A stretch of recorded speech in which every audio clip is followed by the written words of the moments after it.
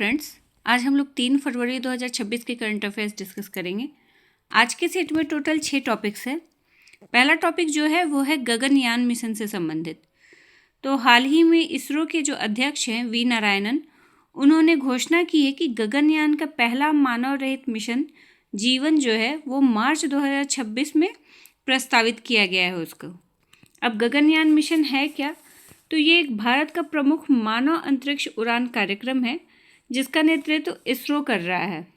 इसका उद्देश्य क्या है? तो इसका उद्देश्य है भारतीय अंतरिक्ष यात्रियों, जिन्हें गगन यात्री कहा जाता है, को निम्न पृथ्वी कक्षा में भेजना और सुरक्षित रूप से पृथ्वी पर वापस लाना। और इस मिशन की सफलता के साथ ही भारत अमेरिका, रूस और चीन के बाद स्वतंत्र रूप से मानव अंतरिक्ष उड़ान क्षमता हासिल करने वाला चौथा देश बन जाएगा। मतलब इससे पहले ये उपलब्धि अमेरिका, रूस और चीन ने हासिल कर रखी है। अगर भारत का ये मिशन सफल हो गया तो भारत चौथे नंबर पे हो जाएगा। अंतरिक्ष यात्रियों को भेजने से पहले 3 मानव रहित मिशन की योजना है, जिसमें पहला मिशन जो है जीवन, जिसको मार्च 2026 में प्रस्तावित किया गया है, उसका 90% काम पूरा हो चुका है। और इसमें जो जीवन मिशन है, इसमें इसरो का ह्यूमनॉइड रोबोट, जिसका नाम है व्योम मित्र, उसको भेजा जाएगा। तो ये भी, इस रोबोट का भी नाम याद रखिएगा, व्योम मित्र। और व्योम मित्र जीवन समर्थन प्रणालियों, क्रू मॉड्यूल के अंदर के वातावरण, पुनः प्रवेश व्यवहार और रिकवरी प्रक्रियाओं की जांच में मदद करेगा। ठीक है, तो अभी जीवन मिशन जो लॉन्च होने वाला है गगनयान का, उसमें ह्यूमनॉइड रोबोट जाएगा व्योम मित्र। और जो 4 अंतरिक्ष यात्री चुने गए हैं इस मिशन के लिए, गगनयान मिशन के लिए, गगनयान मिशन को 2027 में लॉन्च करने का लक्ष्य है, लेकिन उससे पहले 3 मानव रहित उड़ान भरे जाएंगे, जिससे सारी कठिनाइयाँ और जो भी सिचुएशन होंगी उसके बारे में अच्छे से जानकारी उपलब्ध करा सके इसरो, ताकि जो अंतरिक्ष यात्री जाएं उनके लिए सहूलियत हो सके। तो उन गगन यात्रियों के नाम देख लेते हैं जो जाने वाले हैं 2027 में गगनयान मिशन के थ्रू। तो उनके नाम है शुभांशु शुक्ला, ये एक्जियम 4 मिशन में भी गए थे और इंटरनेशनल स्पेस स्टेशन पे रह के आए हैं, जिसके लिए उनको अभी अशोक चक्र भी प्राप्त हुआ है। उसके साथ ही प्रशांत बालकृष्णन नायर, अजित कृष्णन और अंगद प्रताप, ये चारों गगन यात्री चुने गए हैं गगनयान मिशन के लिए।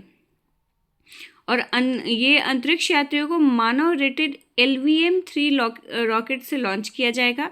और ये रॉकेट क्रू मॉड्यूल को लगभग 400 किलोमीटर ऊंची निम्न पृथ्वी कक्षा में स्थापित करने में सक्षम है।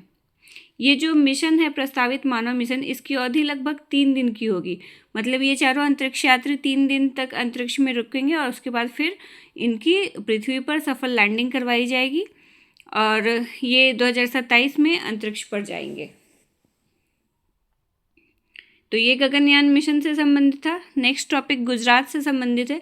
तो गुजरात के मुख्यमंत्री भूपेंद्र पटेल ने मुख्यमंत्री ग्रामोत्थान योजना की शुरुआत की है।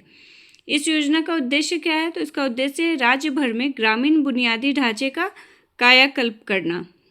इस योजना के तहत 2666 नए पंचायत कार्यालयों की आधारशिला रखी गई है और इसका लक्ष्य सरकारी सेवाओं को सीधे गांवों तक पहुंचाना है और गांवों को अधिक आत्मनिर्भर बनाना है, ताकि शहरों पर जो दबाव बढ़ रहा है, गांव से जो लोग शहर की ओर पलायन करते हैं, उसको रोका जा सके और शहरों पर दबाव कम हो सके।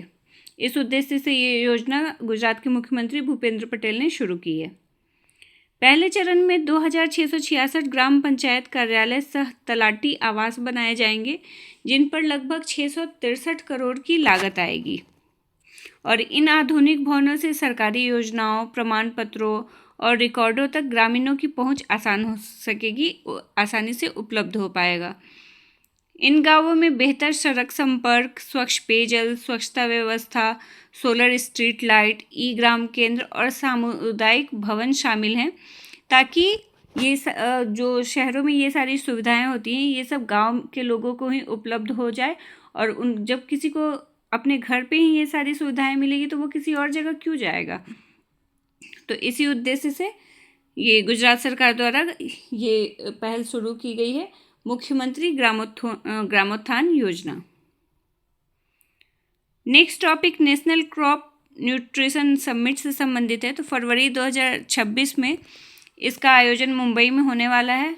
और इसका उद्देश्य क्या है इस समिट का? तो इसका उद्देश्य है नीति निर्माताओं, उद्योग जगत के नेताओं और शोधकर्ताओं को एक साझा मंच पर लाना।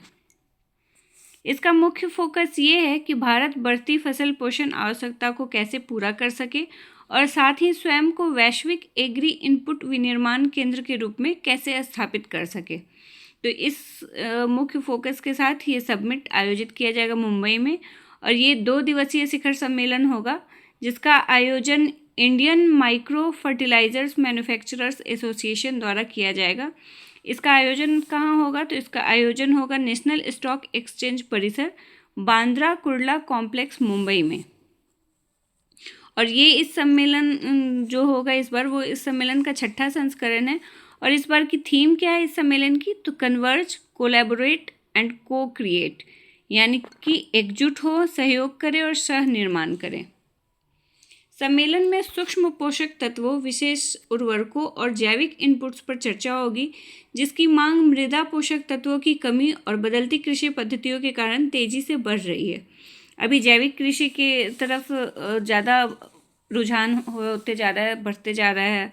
तो इस उद्देश्य से भी इस सम्मेलन का आयोजन किया जा रहा है। सम्मेलन का उद्घाटन कौन करेगा? तो जय कुमार जितेंद्र सिंह रावल, जो विपणन एवं प्रोटोकॉल मंत्री हैं महाराष्ट्र सरकार के, वो इस सम्मेलन का उद्घाटन करेंगे। नेक्स्ट टॉपिक है ऑस्ट्रेलियन ओपन 2026 के महिला एकल फाइनल की विजेता से संबंधित।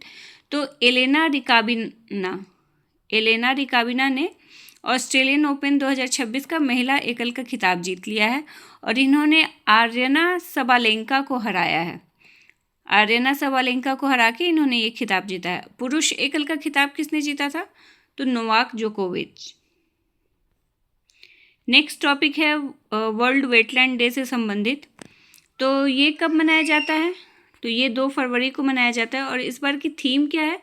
इस बार की थीम है आर्द्र भूमि और पारंपरिक ज्ञान, सांस्कृतिक विरासत का उत्सव। ये दिन हर वर्ष 2 फरवरी को मनाया जाता है, जो 1971 में ईरान के रामसर शहर में रामसर कन्वेंशन पर हस्ताक्षर की स्मृति में मनाया जाता है। इस दिन को मनाने का उद्देश्य क्या है? तो इसका उद्देश्य है झीलों, दलदलों, मैंग्रोव, बाढ़ मैदानों और लैगून जैसी आर्द्र भूमियों के महत्व के प्रति जागरूकता बढ़ाना। तो 2 फरवरी 1971 को ही रामसर में ये रामसर कन्वेंशन पर हस्ताक्षर किया गया था और उसी की स्मृति में ये वर्ल्ड वेटलैंड डे यानी कि विश्व आर्द्र भूमि दिवस मनाया जाता है 2 फरवरी को। नेक्स्ट और लास्ट टॉपिक भी गुजरात से संबंधित है। तो भारत की नवीकरणीय ऊर्जा यात्रा में गुजरात ने बड़ी बढ़त हासिल की है। वो क्या है? तो गुजरात ने 31 दिसंबर 2025 तक देश की कुल नवीकरणीय ऊर्जा क्षमता में 16.5% हिस्सेदारी के साथ सबसे बड़ा योगदान दिया है। गुजरात अब भारत में कुल स्थापित नवीकरणीय ऊर्जा क्षमता के मामले में 42.583 गीगावाट के साथ पहले स्थान पर है। और पवन ऊर्जा क्षमता के मामले में तो ये पहले स्थान पर है, लेकिन सौर प्रतिष्ठानों में ये दूसरे नंबर पे है। मतलब सौर ऊर्जा उत्पादन में ये दूसरे नंबर पे और पवन ऊर्जा उत्पादन में ये पहले नंबर पे है। दिसंबर 2025 तक 25,529.40 मेगावाट स्थापित सौर क्षमता के साथ गुजरात एक प्रमुख सौर ऊर्जा हब के रूप में उभरा है। इसमें ग्राउंड माउंटेड सोलर परियोजनाएं, रूफटॉप सोलर, हाइब्रिड प्रोजेक्ट्स और पीएम कुसुम जैसी ऑफ ग्रिड प्रणालियां भी शामिल हैं। तो अभी नवीकरणीय ऊर्जा यात्रा में सबसे बड़ा योगदान किस राज्य का है? तो गुजरात का। ये हमारे आज के टॉपिक्स थे। मिलते हैं नेक्स्ट डे। Thank you.